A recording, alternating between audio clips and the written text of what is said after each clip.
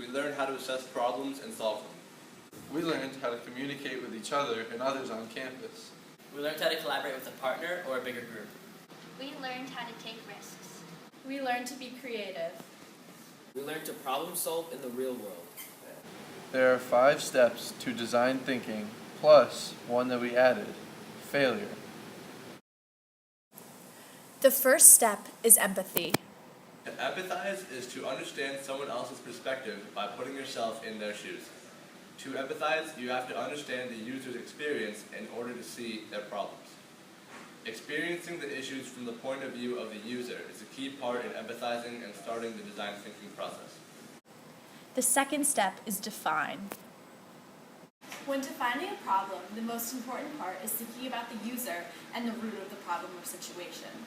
We learned how to make problem statements with the formula user needs/wants to blank, but blank. The third step is ideate. Ideate is to brainstorm solutions to the problems that you define. When you ideate, you come up with both realistic and impossible ideas.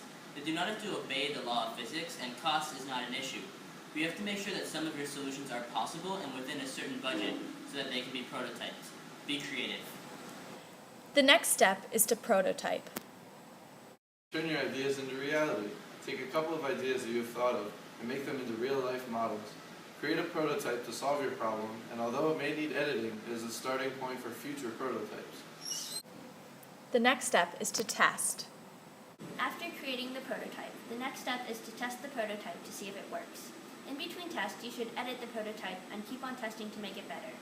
Keep on editing and testing until you get the result that you want. The last step is failure.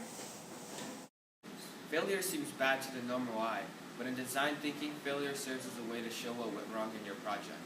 When you fail, you can go back and assess your problems in your process, and everyone fails at some point.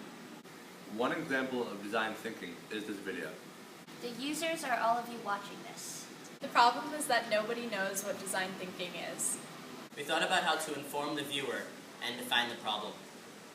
The video itself is the prototype, and the test is seeing whether after this video you understand design thinking. And although we may fail at making it clear to you, we hope you will think about design thinking in your future problem-solving endeavors.